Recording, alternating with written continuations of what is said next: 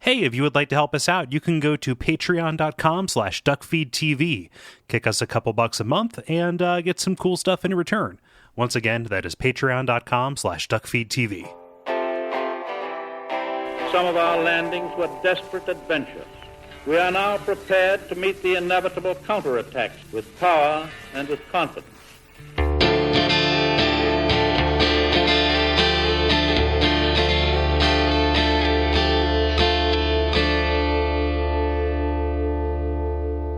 My name is Gary Butterfield. My name is Kole Ross. And you're listening to Bonfireside Chat. It is a hunter's favorite. Yes, and this week we are reading your responses to The Forbidden Woods. Bob was unable to join us for the appendix, but we encourage you to go check out his various ventures as well, such as Retronauts and his Twitter at Bob Servo. Yeah, and other things to not Google in addition to Tonsil Stone without Bonfireside Chat is Appendix Stone. So, yeah. Yeah, we love Bob, and thank you very much for joining us. But it is we record for a long time. Yeah, it is a lot to ask. We do not fault anybody for that. So yeah, we're here to read your responses to the Forbidden Woods. I'll go ahead and get us started here with Emily, who says via contact. Reflecting back on the Forbidden Woods, I consider this area to be one of the more memorable and unique experiences I've had in a Souls game. The lower forest was long, disturbing, and disorienting as a maze, and it made me question everything I thought I knew about the setting of the game.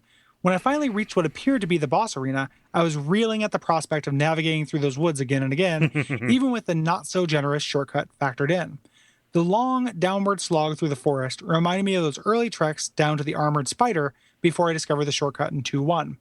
Unlike the armored spider, I stepped into the shadow of Yharnam blind and killed him on my first try. Good job. Desperation is a mighty drug. On the whole, I remember the Forbidden Woods as a fun, creepy nightmare that filled me with dread and anticipation for the next chapter of the story. But I wonder if I would remember it so fondly if I was forced to go through it more than once. I don't know. Yeah, I was forced to go through it more than once and still like it. But it's a like born of like respect. It's not like, oh, this area, like we talked about with Hemwick. I love Hemwick, but Hemwick is balls easy to me. Like I think that area is very easy. It's also really, really fun. Yeah. This I think is still very hard and challenging even now, but I still really like it. Yeah, I think the comparison to 2.1 or 2.2 is pretty apt. I think, or just any of that. Yeah, I suppose. Yeah, 2.1 is pretty apt, just because nothing in the Stonefang tunnels and Demon Souls. I always forget that people who are listening to this might not have played Demon Souls, but that is a comparison we're making, where even the best shortcut doesn't really seem to ameliorate the worst parts of the level. And it's excruciating without the shortcut. Yeah, like that shortcut you find in 2.1 like does make a pretty big deal. And the shortcut in 2.2, I think the reason why you said 2.2 is because that shortcut is so memorable. But she specifically said armor spider, so I think she did mean 2.1. Yeah. In either case, like both those levels are really hard before you find the shortcut. Is that kind of thing where it's like, man, I have this anticipation of just having to do this again. Yeah. Also, enemies with really high resistance as well. That is another commonality between them. Absolutely. Yeah. Mitch writes in via contact saying, there are many things that stick out about the Forbidden Woods. For starters, this area won my award for the most fun drinking game level. Seriously, take a drink every time you see a snake and then try to find your way around. The thing that sticks out the most for me, however, is the boss, the Shadow of Yharnam. It's a callback to Ornstein and Snow. Made it easily one of my favorite fights. When I fought them the first time, I thought, hey, badass assassins from Yharnam, cool. Why do they have a Chikage, though? And there are some spoilers as he continues, but we will gloss over that and say, and then later on another playthrough, I had one character in a later area and one character in this area, and everything kind of clicked. Right? Really, though, why do they have a Chikage?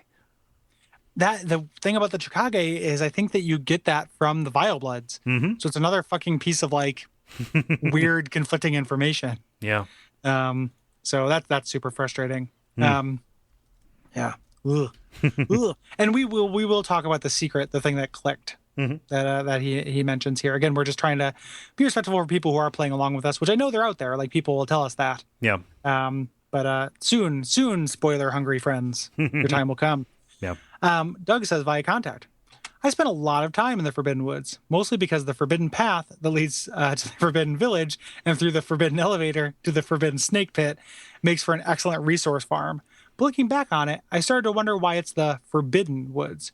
There are multiple ways to access the woods, and only one of them requires a password, Fear the Old Blood. But presumably, everyone in Yharnam knows that password, since they probably could sing it as some kind of regular hymn at church. As such, I couldn't riddle out exactly what was so forbidden about them, given that there were few obstacles to accessing them.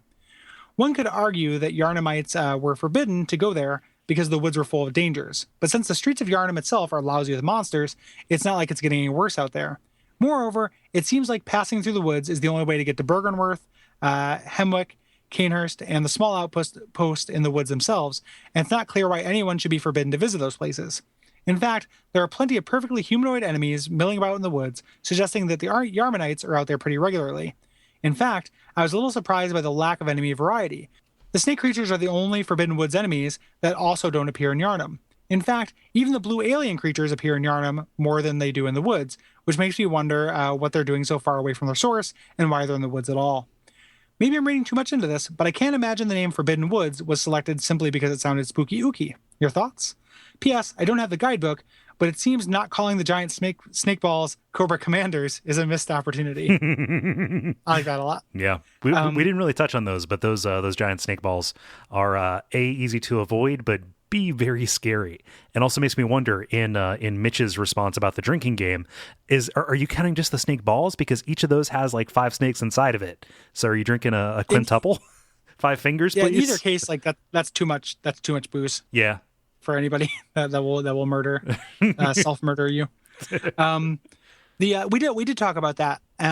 I don't think that the password is known to every Yharnamite. Mm-hmm. I think it's known to Willem and the people from Bergenworth. Yeah. But that Lawrence probably didn't teach this hymn to, or this thing to everybody in the Healing Church. Yeah. It's the phrase "fear the old blood" is very much in line with what Bergenworth believes and operated under, and very much against what the Healing Church and thus most of Yharnam what they believed and were working towards. Yeah. So the idea that this actually is a piece of forbidden lore, and in fact you would have to commit heresy in order to in order to get past this, does make this a little bit this is a verboten and scary place that you likely cannot return from societally. Yeah, and when you say that there are more than one ways to get to it, like there really aren't. This is just kind of the direct path to Bergenworth. Mm-hmm. From here. So like it's not like the Hemwick is actually different, and Canehurst is from Hemwick. Mm-hmm. This is on the frontier, the same way those are, but there's not a direct path between them. You have to go to the Cathedral Ward. Mm-hmm. So I think that it does make sense for it to be forbidden in that pathway. And given what is going on at Bergenworth, it makes sense for it to be guarded. Yeah. Dalton writes in via contact saying, "I think I appreciate the Forbidden Woods more than I actually enjoyed playing through it. You look at it like an area like Darkroot or the Shaded Woods and think, man, that sure was a difficult area to navigate. And then you look at the Forbidden Woods and there's really no comparison. It's so dense and believable with winding, interconnected trails sprawling the entire area.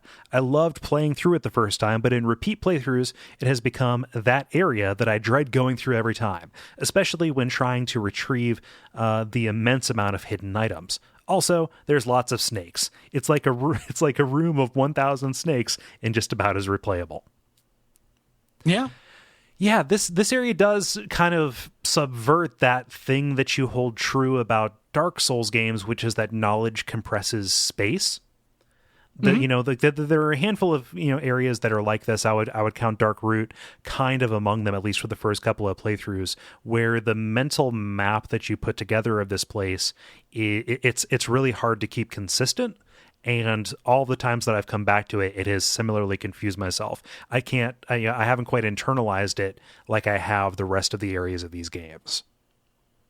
Yeah, I like Dark. This seems that's much stronger than Darkroot in that respect to me, because like Darkroot is a path for most of it, And it opens up into a couple areas, but it still feels like rooms. Like it feels like you're in rooms and hallways a little bit, which is what video game levels are. This feels more like a forest to me a little bit. Yeah. Just because there are like underbrush areas you can walk through that are not marked trails and things like that. Like it's a little bit less prescribed.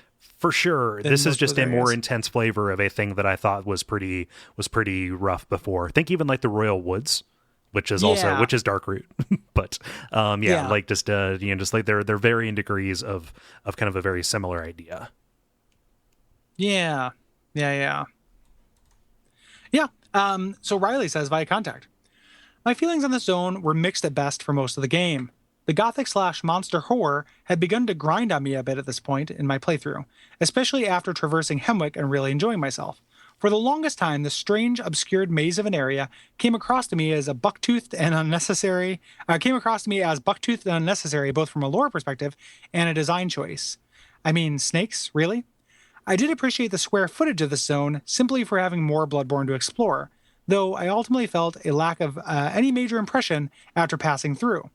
It wasn't until I had revisited the area in my final sweep through the game before New Game Plus that I ended up really sinking my teeth into the hidden underbelly that betrays the seemingly more fantasy/horror elements that preside on the surface. I think my first revelation was when I ended up rolling off one of the edges when trying to complete a jump and ended up getting assailed by a swarm of these bulbous little alien fuckers, celestial minions, as I later learned from the guide. I died during my first encounter, but during the wait on the loading screen, I realized that this has been a massive foreshadowing of the story and thematic changes to come. After slogging my way through the Chalice dungeons, it also put a former low point boss, the Shadow of Yharnam, in a completely different light. Why were they able to use pyromancy? Were they alluded to be Thumerians, since they make reference to the name of their queen and can use magic? I don't really know. Most of this shit is just conjecture, but I definitely regret not taking a closer look at this zone on my first pass through. Yeah. Yep, all good stuff. Agreed. I mean, it is one of those things that does hold up very well, at least thematically, to a second playthrough. It's very hard for me to leave an area without fully exploring it in one of these games on the first time I get there. And this area, I almost did that, but eventually did fully explore it. And then we're coming to a later area that is a big swampy morass that, like, I still feel like there are things there I've never gotten. Yeah. Like there are treasures there I've just never picked up because it's so unfriendly. It was very much the case that there was stuff I didn't find because the first time I played through this, I didn't have the guide. And, when I'm playing through it for the game or for the show, I have the guide on my lap. So I'm keeping the areas straight and making sure there are not these, side things that I'm missing. And it was very much the case that there were things that I did not find on my own, even when I was being thorough and, on my first playthrough. Yeah, for sure. Yeah. Let's hear. Alvin writes in via contact saying, the Forbidden Woods are by far my favorite area of Bloodborne. The preponderance of organic forms made the occasional reuse of level architecture and assets, coffins and statuary, less grating on my suspension of disbelief. The introduction of variations, albeit ones seen in a different franchise on a familiar enemy types, added to the sense of displacement and mystery. I loved being lost in the Forbidden Woods. They also contain my favorite hint at a piece of lore. The tombstones, some of them were malformed and organic looking. Indeed, it looked as though it were growing out of the rocks themselves, Or were they being subsumed? For hours, part of my internal critic had been mocking the seemingly impossible excess of artisanal tombstones. My mind reeled. Had Yharnam itself been cultured out of stone? What base principles of this world had I failed to assume? Or was I just reading too much into the dream-based aspects of the narrative? This is one of the reasons that I love Bloodborne. I didn't look at the tombstones and think they were growing out of the ground like that. That's interesting though. Yeah. Like I just assumed they were very old and worn. Yeah, like very roughly hewn. I don't know if he's referring to the kind of metastasizing peanut rocks or not. Yeah. But yeah, maybe. Like I don't no, I mean he's definitely talking about tombstones there. And I don't think the peanut rocks look like tombstones, even if you're, being very charitable. Like, I think that he is referring to the tombstones, but that's an interesting idea. And it's the way that, like, sometimes if you look at old enough architecture, it does look like it's grown out of the ground just because it's been there so much longer than you. It may as well be a piece of the literal earth, below you. Yeah. So I could definitely see that impression. Yeah. But I just always took them as, like, very weathered. It's probably very moist there. It's not a good environment for tombstones. Yeah, lots of erosion. Aaron says via contact, there is a lot regarding the Forbidden Woods that's hard for me to connect to the rest of the lore. Aside from snakes exploding out of the necks of villagers here, and balls, snakes and balls, and just snakes everywhere in the first place, but nowhere else in the game, it's the little blue celestials being there, which is probably your first encounter with them. They do show up in 2 other places later in the game. I don't want to spoil those episodes, so I won't mention them now. Thank you. But it seems like this location is the most abstract place to find them lore-wise. I'm curious as to your thoughts about why specific ones are here and what connection they might have to the woods and the unique swamp monster you find near them that contains glowing orbs or fireflies hovering around. Yeah. Or unique swamp you encounter. Yes. Yeah, A swamp monster. my eyes are I know what you mean. Tired. I was just giving you shit. I do it all the time. Yeah, I think it's a color out of space thing. Like the fact that they are there, they are affecting the ecology around them. Yeah, and we talked about where they may have come from in the episode. That's my best guess. It very well could be wrong, but my best guess is Yosafka did it. Yeah. Sean writes in via Facebook saying, it was at this point in my initial playthrough that I thought the narrative was starting to make some sense. Then Sneeple and shadows appeared. While the area continues to elude my understanding of its story and place in the world, I really enjoy the horrific atmosphere combined with the surprisingly on-the-nose references to the shadow over Innsmouth. I think the level design is wonderful in the woods, and the ladder under Yharnam provided my most singular moment of delight in the game, as I tried explaining like a lunatic to my partner why this subterranean ladder was so amazing. This area, so covered in atmosphere and snakes, did not disappoint with the shadows. Bloodborne allows you to run forever, practically, and my fight against them would prove to be this. In lieu of coming up with a strategy, I was content to engage in yakety-sax guerrilla warfare, a strategy that only felt more appropriate as the fight became one against flaming Sneeple, and ending with the best representation of tremors I have seen in a video game to date. Have you played Zombies Ate My Neighbors? He continues, while this area feels akin to the Cathedral Ward, in that it is less of a story and more of a series of moments, the atmosphere and progression felt much more satisfying to me, and the wildly different setting only makes my feelings towards the area more charitable. This could be a spoiler, but from our masters of knocking you down a peg, feeling powerful after defeating the shadows, the last thing I expected was to be so thoroughly murdered by a mosquito. But that is a story for another time, and one I'm sure you guys will have plenty to talk about. Yeah. Yeah. That's some Bergenworth stuff. Yeah. Sneeple is a thing from the TV show Steven Universe. So I didn't know that, but I looked it up while you were gone to see whether it was needed to be in the show notes. And that is a show I've never seen. That's everyone loves it. That's really well. Like people are talking about that as like the heir apparent to like Adventure Time, right? Not that Adventure Time needs an heir, but like it is spoken about with the same enthusiasm. Yeah, people love it, and it's supposed to be really good. I've just never seen it, but I guess Snake People and or Sneeple are a big Steven Universe thing. So thanks, Know Your Meme. Yeah. So just pointing that out there because I was just like, what is he talking about? I thought he was just being clever. I mean, it's so clever. It is a clever thing, but I totally thought of that as a Sean original. It's going to be interesting when we actually do talk about that mosquito in the next episode, because if we were literally just holding, just covering that area, it would be like the lore richest encounter scantest thing we've ever done for the show. Yeah. It'd be like if we did Ash Lake as an episode on its own, which we almost did. But it is so small. But I'm really looking forward to that episode too, because not least of which because we can stop dodging spoilers. Me too. Which is trickier than maybe it comes off. Yeah. And finally, just closing us off with a little bit of just funning. Life's not worth living. It's taken us a couple years to realize. No, continue. Yeah, just funning. Actually, hopefully just fun. Sam says via contact, I've been playing along with the show, and I've been disappointed with the visuals in Bloodborne.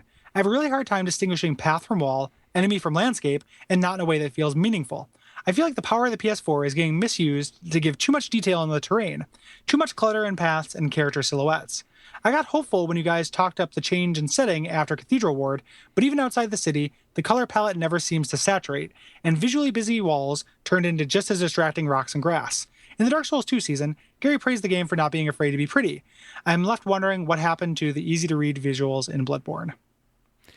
That is a fair criticism, I think. Yeah, I think I agree with you, Sam. Like, for as pretty as this game looks in still, it like the detail makes it hard to navigate. I mentioned it a little bit in the main episode, but also go back and see the Lords of the Fallen episode. Like, Yeah. the amount of detail that is thrown in here, I think that once developers get it out of their system, they're going to realize that that proper signposting and pathfinding is more important than number of particle effects and Z maps and stuff like that. Oh, totally. Like it's a this generation console problem in general. Yeah. Like I haven't played Batman a lot of PS4 games. Yeah, fucking totally. nuts. Batman is so hard to read. Like as soon as you start it, you need to crank the brightness up to 100%. And even then, like that's part of the reason why I feel like such an idiot whenever I get in my Batmobile, because I feel all cool and then immediately run over like 6 mailboxes because they look like the ground. Yep. You know, there's nothing to differentiate them. And it's one of those things, like, is a bummer about Bloodborne that like I really love Bloodborne, but it's interesting the way that this is settling, and not just with me, but with like other people, you know, who I'll see on Twitter. The Twin Humanities guys I know have talked about it quite a bit, where it's just kind of like, it's not the Great White Hope that like, you know, necessarily it was meant to be. Like, it's very cool, and I'm really interested in the direction and really happy to talk about it and play it, and I really love it. But like it just makes it seem sillier when people were just like, God, thank God that Dark Souls 2 tastes out of my mouth. Jesus Christ. It's like, well, this is another example of something I think Dark Souls 2 concretely did better than Bloodborne. Like, inarguably did better. Yeah.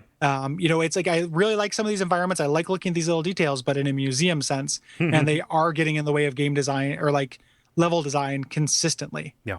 In this game. And that area that I roughly alluded to, that like kind of swampy area that we're talking about, that's a big problem with that as well, because it's even coming down to like landmarks. Like when every wall just looks like the same busy pile of like plants and everything. Yeah. It's like, if you're not making choices in what you place there, because you can place everything there, there's nothing to differentiate one direction from another in the skyline. It's a matter of clear communication, right? Like if this was verbal communication and you threw in as many adjectives as you could, the point of the sentence would be obscured and the entire venture would become pointless, right? Yeah.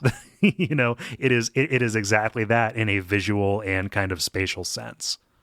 Well, simultaneously being very pretty. Like the game is very pretty, and I like the way that it looks. Like it's not like it is a bad looking game. Same thing with Batman. Like it's not a bad looking game. It's a good looking game. But man, I want developers to learn to design for this generation of hardware visually, you know, and it is the sense of just like, oh, we can do that now. Like just because you can, you know, Jurassic Park. Yeah, Dr. Ian Malcolm. Yeah. No, exactly. I think that a little bit of restraint would be super cool. Get it out of your system and like use it for good. I really appreciate the amount of atmosphere that is present in this game, and I'm even willing to, you know, brook a little bit of like monochromatic stuff for as much as I like how colorful Dark Souls 2 is, and see that as an asset. Like all of it combines together to make me, you know, kind of excited to see what happens once they feel like they don't have anything to prove about how powerful this new hardware is, and, you know, the things they can do with it, you know. Yeah, and it's really like, it's two issues, because the detail thing and then the monochromatism. Because like I just did a quick, you know, inventory in my head of the areas we still have left to talk about in Bloodborne, and like there are no colorful areas in Bloodborne. Like there's nothing brightly colored that I can think of. Like it's just like not a thing that exists in this game, which is a function of genre, but when it's put up against this kind of visual clutter, it's a 1-2 punch that's just like not for the good of the game, I think. Yeah. Agreed. Yeah. But and again, still shots are beautiful, and they're all like beautiful little museums to walk into. Like it is fun to look at the individual objects. Yeah. No, I don't know. You kind of get the sense that like maybe they would have wanted to do more of that in earlier games if they were able to. Yeah. Like I think that's something that they like. They want these areas to look lived in and dirty and used. And one way to do that is just have piles of shit everywhere. And that's why my basement looks lived in, dirty, and used, because there are piles of shit everywhere. I was meaning to talk to you about that. No. Like I got a shit bucket and a piss bucket because it inconveniences me to go to the bathroom. Like step over here to my toilet kitchen. Yeah. But anywho, I agree with you, Sam. Yep. And yeah, that's it.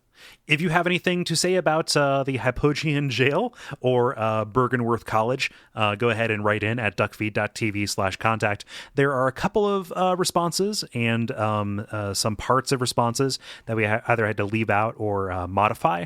That's because they alluded to some spoiler things that we're not quite ready to talk about, or we don't want to ruin for somebody who is listening with virgin ears. So I apologize if we modified that. Other reasons that a response might not get in is if it is too wordy or too long. We really definitely, we read all of them and appreciate them, but stuff that is more concise and about an experience or an observation is going to be more likely to get in. And that is just something where we're not holding it against you if we don't read it, but that is something that we have to take into account when we're putting these together. Yeah, we just don't want the people who are counting on not having spoilers, because some of the things that we cut out of response in this one refer to endgame shit. Yeah.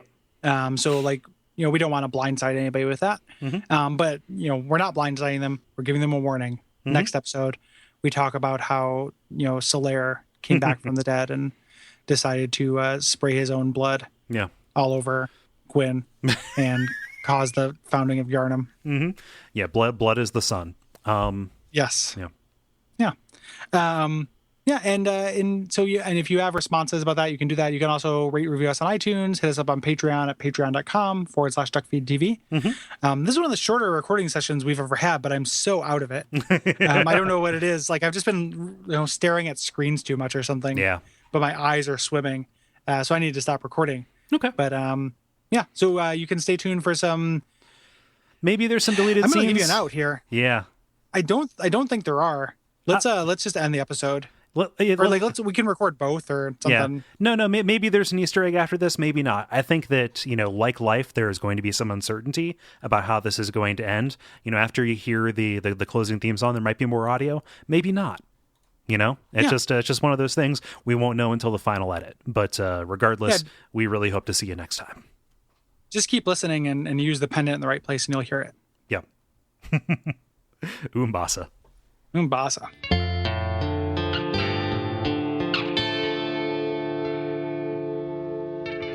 And we all pray that we will have far more soon.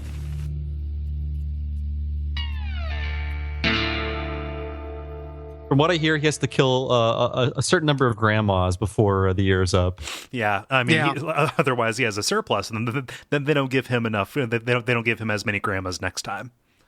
It's a free market. Yeah, like the value of a grandma is determined by the free market if you just relax. Yeah. It's been infinite for too long, and now we need to start driving that price down. It's the invisible handrail in the shower. Very cool. Whoa. Are you still there, Cole? He was like, Cole was electrocuted. Yeah, he got called to the rapture. 1 second. Oh, okay. Man. Well, okay. Now Cole has like the old-timey radio filter on. Well, I think he lives inside the podcast now. He's I turned into the lawnmower man. 1 second. I'm sorry about this. I'm having some. I think this DBX is going bad. 1 moment. Now all the Skypes are going to start ringing at once. Yeah, it's going to be like the electricity gremlin and Gremlins 2. Like he can transport through those kind of things. Looking forward to that. I think his greatest power was being a cartoon. That gremlin.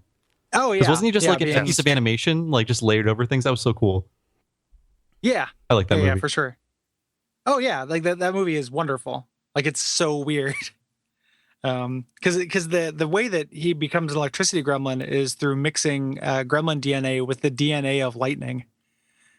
So if someone has ever managed to extract the DNA of lightning, and I need to watch that again. I have fond memories of Tony Curtis gremlin being very like effete and patronizing to humans. He grows glasses out of his self, so glasses are part of his like molecular structure.